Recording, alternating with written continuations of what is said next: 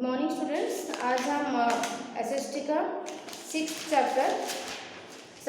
Chapter prayer is the grasslands की जो remaining part रह गया था उसके ऊपर डिस्कस करेंगे। हमारी लास्ट वीडियो में हमने उसका क्लाइमेट्स, उसका vegetations, animals of prayer is, उसका जो इंट्रोडक्शन पार्ट, ये सब के ऊपर डिस्कस किए थे। आज हमारी है machines replacement the danger of साइक्लोशन। ये 2 पार्ट रह गए थे, इसके ऊपर डिस्कस करेंगे। लेकिन उससे पहले हमारा जो इम्पोर्टेंट टॉपिक एक निकल के आता है, why the western part of the prairies is not so fertile.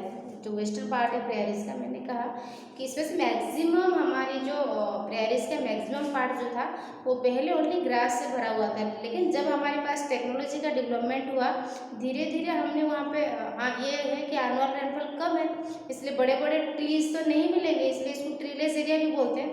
तो जो मिनिमम जो प्लांट्स है जिसका हाइट हमारे 2 to 6 फीट तक आता है, दैट मीन्स वो प्लांट्स तो हम कर सकते हैं खेती। तो जनरली व्हीट और मेज वगैरह के कल्टीवेशन वहाँ पे किया जाता था। लेकिन ये जो पॉइंट सामने निकल के आया, why the western part of the prairies का वेस्टर्न पार्ट जो है वो फर्टाइल क्यों नहीं है। इसका पॉइंट देखो, वो एक हिली एरियाज है, एक हिली एरिया है जहाँ पे एनुअल रेनफॉल बहुत ही कम होता है, जो कि ट्रीज़ की ग्रोथ के लिए सफिशिएंट नहीं है। ओनली वहाँ पे सिर्फ ग्रासेस ही मिलता है, इसलिए लोगों का जो मेन फाइनेंशियल कंडीशंस है वो कैरी करता है आपका सिर्फ फार्मिंग एंड कैटल ट्रेडिंग वगैरह। ये सब लोग वहाँ पे जो बहुत बड़े बड़े ग्रासलैंड से एकड़ एकड़ ज़मीन का ग्रासलैंड वो सिर्फ चराई ज़मीन के तौर पे यूज़ करते हैं, जिसको हम रैंचेस बोलते हैं। इसके बाद स्लटरिंग वगैरह, उसको चिकागो है जहाँ पे आपका biggest centre for slaughtering of animals, जहाँ पे बीफ वगैरह जो कि अमेरिकन साउथ अमेरिकन लोग जो है उस स्टेपल फूड की तरफ इसको यूज़ करते हैं। तो इसके ऊपर हम डिटेल्स में जाएंगे, देखते हैं। पॉइंट था, why the western part of the prairies is not so fertile. क्यों प्रेयरीज का जो वेस्टर्न पार्ट है वो फर्टाइल नहीं है, रीजन क्या है। द लैंड इज हिली, ये जो जमीन है हिली है, पहाड़ी इलाका है। The soil is not fine and it's drain very little. ठीक है, जो मिट्टी होता है वो फाइन नहीं है, बिल्कुल प्लांट की ग्रोथ के लिए ठीक नहीं है। ठीक है, और बारिश जो होती है बहुत कम होता है। The climate and soil are suitable for the growing of grasses only. यहाँ पे जो क्लाइमेट्स है वो सिर्फ ग्रास की ग्रोथ के लिए ही सुइटेबल है, ट्रीज का डेवलपमेंट नहीं हो पाता क्योंकि एनुअल रेनफॉल इतना नहीं होता, बहुत कम होता है। So the people in this part of this prairies rear animals instead of farming. तो यहाँ के जो लोग हैं ये फार्मिंग को छोड़ के जनरली कैटल रियरिंग वगैरह जैसे कि डोमेस्टिक एनिमल्स को पालने में बिलीव करते हैं। मीन्स जनरली उनका जो फाइनेंशियल कंडीशंस को ग्रोथ करने के लिए यही फैक्टर जिम्मेदार है। ठीक है, उनका जो लाइफ है वो जनरली डिपेंड है आपका कैटल रियरिंग के ऊपर। They graze the animals on open grass land. तो अपने एनिमल्स को बहुत बड़े बड़े घास का जो मैदान है वहाँ पे चराते हैं, जिसको हम रैंचेस बोलते हैं। They have very big cattle farms, उनके पास कैटल फार्म डोमेस्टिक एनिमल्स का फार्म्स भी है, जहाँ पे the cattle are reared mainly for beef. सिर्फ यहाँ पे रखा जाता है मांस के लिए, जो कि यहाँ पे नेक्स्ट स्लाइड पे दे रखा है। Beef is the staple food of the most American. Maximum American है जो कि उसको एक स्टेपल फूड की तरह यूज़ करते हैं। तो लोगों की मेन चीज़ है, लोगों की जो वेस्टर्न पार्ट है जिसको हम नॉन फर्टाइल बोले, इतना फर्टाइल नहीं है। It is only suitable for the growth of grasses. तो लोग यहाँ पे कल्टीवेशन के अलावा भी कैटल रेयरिंग करते हैं। रीज़न क्या है, जो अमेरिकन से most of the American beef को as a staple food consider करते हैं। तो यहाँ से बहुत सारे अमाउंट ऑफ बीफ ट्रांसफ़र हो जाता है कहाँ पे, चिकागो के लिए। इसके बाद देखेंगे मशीन्स रिप्लेसमेंट। स्टार्टिंग में यही था पॉइंट कि पहले घास की मैदान था, धीरे धीरे मेज, व्हीट, ये सब का खेती होने लगा, जो कि आज इसको एक अच्छा, इसका फाइनेंशियल कंडीशन जो लोगों के पास सारे फैसिलिटीज़ अवेलेबल है, मॉडर्न फैसिलिटीज़ लगभग लोगों के पास अवेलेबल है। तो इसमें देखते हैं machine replacement.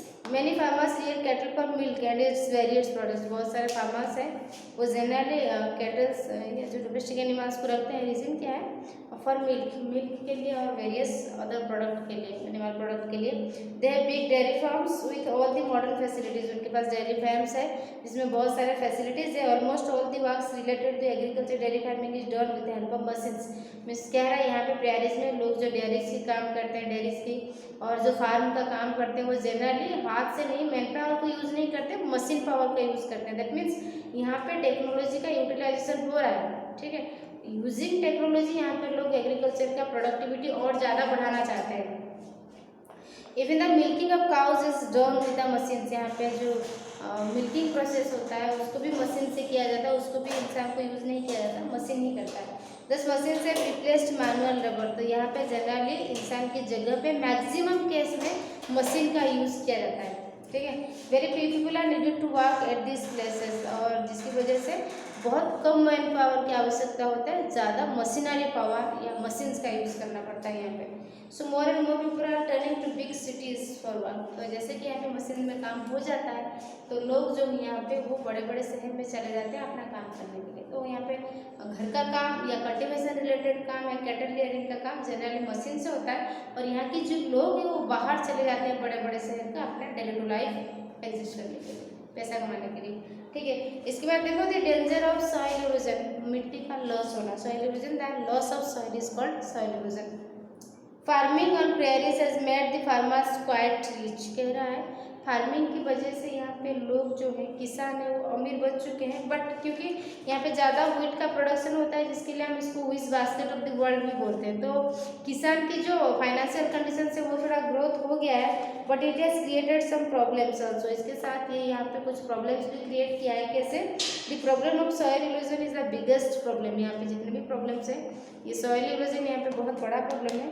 The intervening roots of the grasses keep the soil bound together, कह रहा है जो जमीन जो ग्रासेस, यहाँ पे ग्रास जैसे कि ग्रासलैंड है प्रेयर, तो ग्रास का जो जड़ होता है वो जनरली मिट्टी को पकड़ के रखता है, लेकिन जब हम खेती के लिए when the land is ploughed, जोता जाता है या हल वगैरह किया जाता है, ये जो मिट्टी होता है वो लूज हो जाता है। पहले हमारी जो सॉइल कंजर्वेशन में प्लांट का एक इंपॉर्टेंट रोल होता है, हम बोलते हैं ना एफोरेस्टेशन करना।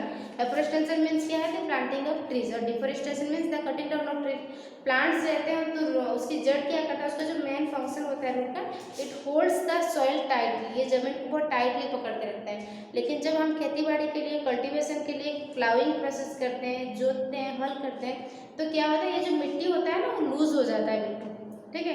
ये टाइटली बैंडेड नहीं रहता है, लूज हो जाता है, जिसकी वजह से बारिश होते ही ये बिल्कुल बारिश या आपका हवा चलते ही ये लूज बिल्कुल मिट्टी जो होता है ये इरोजन होता है। Strong winds blow the loose grains of the soil, यहाँ पे जो कभी कभी स्ट्रॉन्ग विंड्स होता है, हवा चलता है, जिसकी वजह से मिट्टी को उड़ा के ले सकता है। And change them into dust, और बिल्कुल डस्ट में कन्वर्ट करता है। This dust is finale lifted into air and carried away, फिर डस्ट क्या होता है हवा के साथ उड़ के पता नहीं कहाँ चला जाता है, जिसकी वजह से सॉइल इरोजन होता है।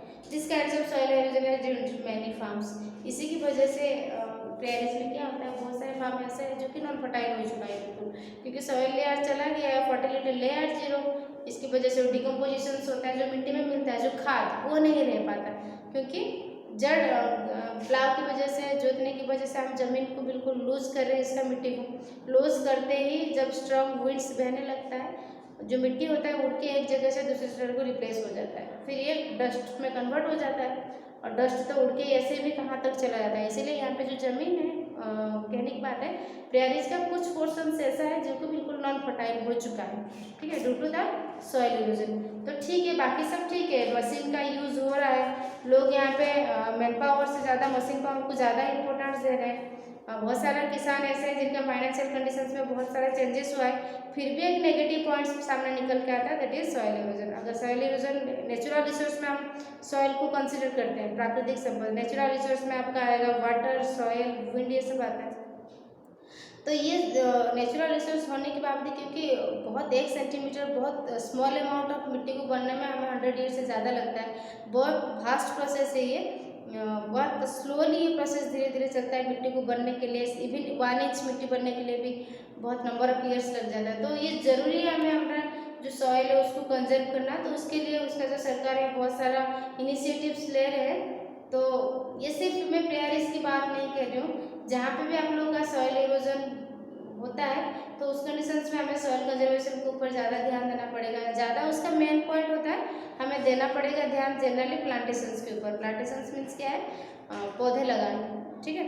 तो पौधे लगाएंगे, अगर हम एफोरेस्टेशन के ऊपर ज़्यादा ध्यान देंगे और डिफोरेस्टेशन को कम कर देंगे, कटिंग डाउन ऑफ ट्रीज को कम करेंगे, तो कहीं ना कहीं हम यहीं पे सॉइल को कंजर्व कर पाएंगे हमारे नेक्स्ट जनरेशन के लिए, क्योंकि अगर सॉइल नहीं रहेगा तो हम एग्जिस्ट ही नहीं कर पाएंगे, प्लांट्स का ग्रोथ नहीं हो पाएगा, ठीक है।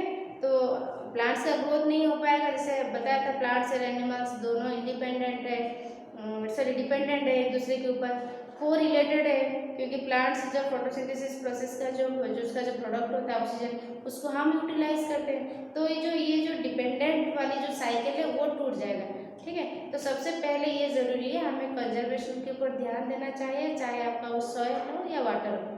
ठीक है, तो इस टॉपिक में हम प्रेयरिस की बात करें जहाँ पे सॉइल इरोजन हो रहा है due to the ploughing process, तो कम से कम यहाँ की जो गवर्नमेंट है उसके लिए अलग अलग इनिशिएटिव्स ले रहा है कि कैसे इस प्रोसेस से बचा जा सके। अगर ये नहीं होगा तो नेक्स्ट कुछ दिनों पे यहाँ पे बाकी जितने सारे फार्म्स है वो कहीं ना कहीं नॉन फर्टाइल हो सकता है। ठीक है, तो ये जो चैप्टर था हमने ये प्रेयरिस के ऊपर डिस्कस किया। हमने अलग अलग क्लाइमेट्स के अलग अलग एरिया को डिस्कस, DRC मैंने कहा था, डेमोक्रेटिक रिपब्लिक ऑफ कंगो, ग्रीनलैंड, ये सब के ऊपर सऊदी अरबिया का आपका जो डिजर्ट है, हॉट डिजर्ट, और आज था प्रेयरिस द ग्रासलैंड। ठीक है, इसके ऊपर डिस्कस हो गया।